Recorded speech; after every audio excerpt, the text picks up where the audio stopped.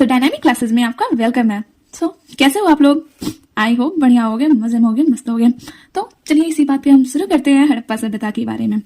लेकिन हड़प्पा सभ्यता के बारे में शुरू करने से पहले हम जान लेते हैं कि सभ्यता होता क्या है, क्योंकि पता चला कि हम सारे हड़प्पा सभ्यता के बारे में सब पढ़ लिया, लेकिन हमें यही नहीं पता कि सभ्यता होता क्या है।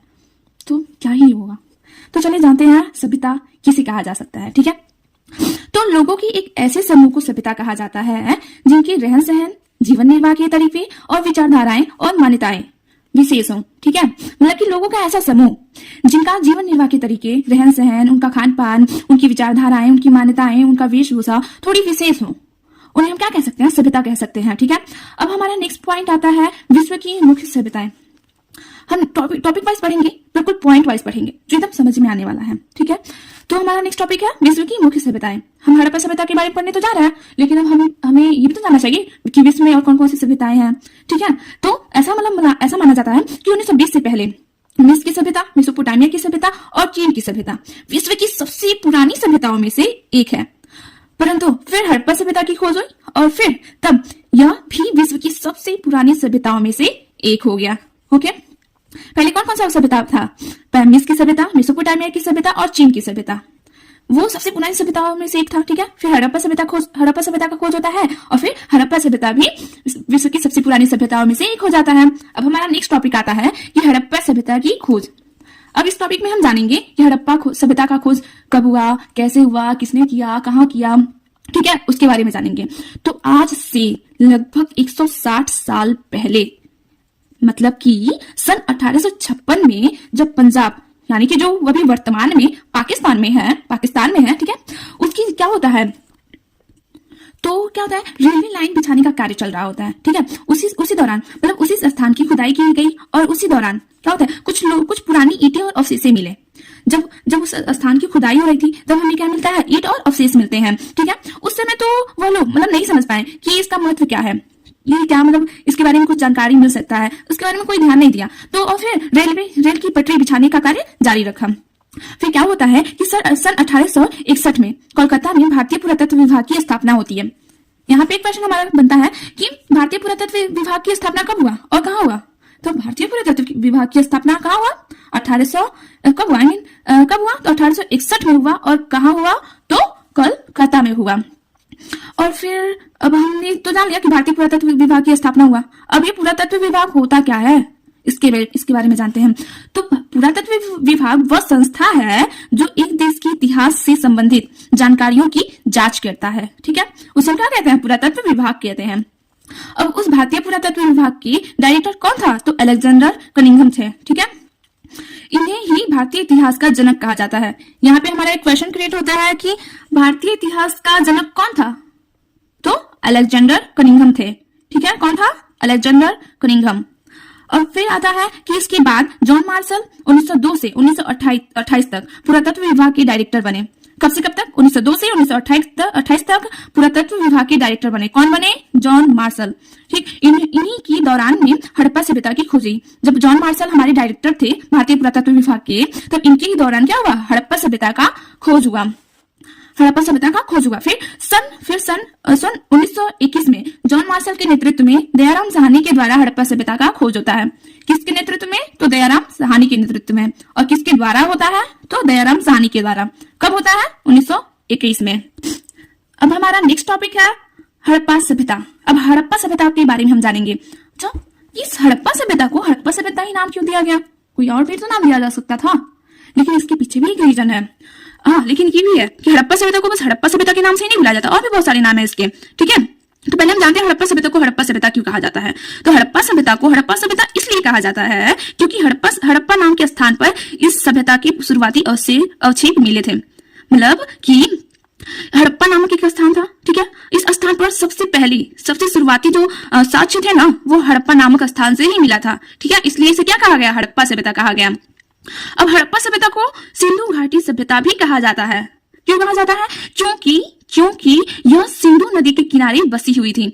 ये जो सभ्यता हड़प्पा सभ्यता है ना, वो सिंधु घाटी नदी मतलब सिंधु नदी के किनारे बसी हुई थी। ठीक, अब इस हड़प्पा सभ्यता को एक और नाम से जाना जाता है, कांस्य युग सभ्यता। ठीक है, कांस्य युग सभ्यता के नाम से जाना जाता है। लेकिन क्योंकि इसी इसी युग में, इसी काल में, मतलब हड़प्पा सभ्यता के काल में ही क्या हुआ, कांसे की खोज हुआ था। कांसे की खोज उन्होंने कैसे किया था, तो इन्होंने तांबे में टीन मिलाकर कांसे की खोज की थी, इसलिए इसे, इस हड़प्पा सभ्यता को कांस्य युग सभ्यता भी कहा जाता है। ठीक है, अब हमारा नेक्स्ट टॉपिक आता है हड़प्पा सभ्यता की भौगोलिक विशेषताएं। अब मतलब ये कहां तक फैला हुआ था, इसका वर्ग कितना था, इसका क्षेत्रफल कितना था, ठीक है, उसके बारे में जानेंगे। तो हड़प्पा सभ्यता जो है ना, इसका क्षेत्रफल लगभग 12,99,000 वर्ग किलोमीटर था। सोचो 12,99,000 किलोमीटर वर्ग, कितना फैला हुआ था। सबसे पुरानी सभ्यता की बात हो रही है। तो फिर क्या होता है कि वर्तमान देखिए, अगर अभी देखें, वर्तमान में देखें, तो यह सभ्यता अफगानिस्तान, पाकिस्तान से होती हुई, कहां से होती हुई, तो अफगानिस्तान और पाकिस्तान से होती हुई भारत में ऊपर जम्मू कश्मीर से नीचे गुजरात और मध्य प्रदेश के कुछ हिस्सों तक फैली है। कहां से कहां तक फैली है, मतलब अफगानिस्तान, पाकिस्तान से होती हुई भारत के ऊपर जम्मू कश्मीर, नीचे गुजरात और मध्य प्रदेश के कुछ हिस्सों तक फैली हुई है। ठीक है, अब इस सभ्यता को ना त्रिभुजाकार वाली सभ्यता भी कहा जाता है। क्यों कहा जाता है, क्योंकि यह त्रिभुजाकार क्षेत्र में फैली हुई थी। मतलब इसका जो क्षेत्रफल था ना, वो त्रिभुजाकार मतलब आकार में था। इसका क्षेत्रफल त्रिभुजाकार में फैला हुआ था। ठीक है, अब ये जो हमारा हड़प्पा सभ्यता है, वो मेसोपोटामिया और मिस्र की सभ्यता का समकालीन है। तो हम क्या कह सकते हैं, यहाँ पे क्वेश्चन होता है कि आप लोग बताना कि हड़प्पा सभ्यता का समकालीन सभ्यता कौन कौन सी थी। तो मेसोपोटामिया की सभ्यता, मिस्र की सभ्यता और हाँ एक और है चीन की सभ्यता। ये तीनों जो सभ्यता है ना, वो हड़प्पा सभ्यता की समकालीन सभ्यता था। ये क्वेश्चन हमारा आ सकता है, तो ध्यान में रखना आप लोग। ठीक है, और हड़प्पा सभ्यता का काल कहां तक था, तो हड़प्पा सभ्यता का काल 2600 ईसा पूर्व से 1600 ईसा पूर्व तक माना जाता है। ठीक है, हड़प्पा सभ्यता का काल कहां से कहां तक माना जाता है, तो 2600 ईसा पूर्व से 1600 ईसा पूर्व तक माना जाता है। लेकिन हाँ, ये जो डेट है ना, वो थोड़ा चेंज देखने को मिलेगा जगह जगह पे, क्योंकि अभी मेरे बुक में यही दिया है कि 2600 ईसा पूर्व से 1600 ईसा पूर्व तक माना जाता है। ओके, तो हमारा नेक्स्ट टॉपिक आता है कि हड़प्पा सभ्यता में निर्वाह के तरीके। ठीक, कि मतलब हड़प्पा सभ्यता में वो लोग अपना जीवन निर्वाह कैसे करते थे, मतलब अब खाने पीने के लिए क्या व्यवस्था करते थे। ठीक है, हम उसके बारे में जानेंगे। तो पहला हम जान सकते हैं कि मतलब उन्होंने कृषि करके अपना मतलब जीवन निर्वाह किए, पशुपालन, शिकार करके, ये जो है ना, ये सब तीनों करके उन्होंने अपना जीवन निर्वाह, मतलब उनके जीवन निर्वाह के ये तरीके थे। तो सबसे पहले हम कृषि के बारे में जानते हैं, वो कृषि कैसे करते थे। तो हड़प्पा सभ्यता के लोग मुख्य रूप से गेहूं, जौ, दाल, बाजरा, सफेद चना आदि उगाते थे।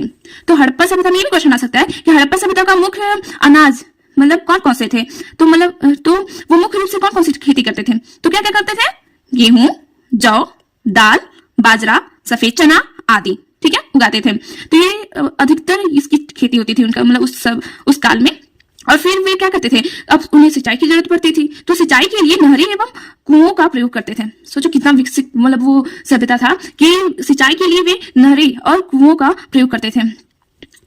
नेक्स्ट पॉइंट है कि हड़प्पा से ही मोहरू, वृषभ, बैल की जानकारी मिलती है। क्या की मोहरू, वृषभ, बैल की जानकारी मिलती है। अब ये तीनों ये सब मिलता है, तो इससे क्या अनुमान लगाया जा सकता है, मतलब इससे अनुभव लगाया जा सकता है ना कि हड़प्पा के लोग खेत जोतने के लिए बैल का प्रयोग किया करते थे।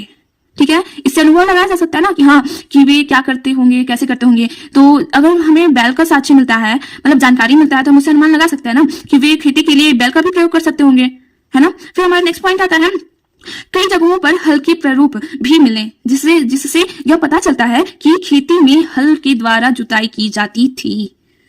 मतलब कि जब हल के प्रारूप मिले तो हम इससे अनुमान लगा सकते हैं कि हाँ, वे खेती के लिए हल का भी प्रयोग कर सकते होंगे, मतलब जुताई के लिए हल का प्रयोग करते होंगे। ठीक, फिर कालीबंगा और राजस्थान में जुते हुए खेत के प्रभाव साक्ष्य भी मिले। ठीक है, कहाँ से, कालीबंगा और राजस्थान से जुते हुए खेत का मतलब साक्ष्य मिलता है। ठीक है, मिले, जिन्हें देखकर यह लगता है कि एक साथ दो अलग अलग फसलें उगाई जाती होगी। ठीक, फिर नेक्स्ट पॉइंट है हड़प्पा सभ्यता के लोग लकड़ी और पत्थर के बने औजारों का प्रयोग फसल कटाई के लिए करते थे। ये सारा पॉइंट जो है ना, आप कृषि की विशेषताओं में लिख सकते हो, मतलब उनके जीवन निर्वाह की विशेषताओं में लिख सकते हो। तो ध्यान से सुनना कि हड़प्पा सभ्यता के लोग लकड़ी और पत्थर से बने औजारों का प्रयोग क्या करने के लिए करते थे, फसल काटने के लिए किया करते होंगे, ऐसा अनुमान लगाया जा सकता है, क्योंकि ऐसे साक्ष्य मिले थे। ठीक है, अब हमारा नेक्स्ट पॉइंट आता है पशुपालन। अब वो पशुपालन करके भी अपना जीवन निर्वाह करते थे। क्या हड़प्पा सभ्यता में, अब जो हड़प्पा सभ्यता में है, हड़प्पा सभ्यता से मवेशी, भेड़, बकरी, भैंस तथा सुअर जैसे जानवरों की हड्डियां प्राप्त हुई। अब इन सारी जानवरों को हड्डियां प्राप्त हुई, मतलब कि इससे अनुमान लगाया जा सकता है ना, जिससे पता चलता है कि हाँ वो लोग इन जानवरों को पालते होंगे, है ना। अब हमारा नेक्स्ट पॉइंट है शिकार। वो शिकार करके भी अपना जीवन निर्वाह करते थे। अब हम कैसे कह सकते हैं कि हाँ वे शिकार करके भी जीवन निर्वाह करते थे। अब क्यों कह सकते हैं, यहाँ देखो कि यहाँ मछली, पंछियों एवं जंगली जानवरों की हड्डियां भी मिली। अब इन सारी मछली, पंछियों, जंगली जानवरों की हड्डियां मिली, तो इससे हम अनुभव लगा सकते हैं ना, मतलब अनुमान लगा सकते हैं ना, लगाया जा सकता है कि हाँ हड़प्पा सभ्यता के निवासी जो है वो जानवरों का मांस खाया करते होंगे, उनका शिकार करके उनका मांस खाया करते होंगे, ये भी अनुभव लगाया जा सकता है। तो अभी ठीक है, अब हम जो है आगे का मोहनजोदड़ो से हम आगे का पढ़ेंगे वो नेक्स्ट वीडियो में, क्योंकि अभी वीडियो ज्यादा काफी लंबा होता जा रहा है। तो अभी हम नेक्स्ट पार्ट में पढ़ेंगे। अगर आपको वीडियो अच्छा लगे तो लाइक प्लीज करना और सब्सक्राइब करना तो बिल्कुल भी मत भूलना। Okay, thank you, thanks for watching.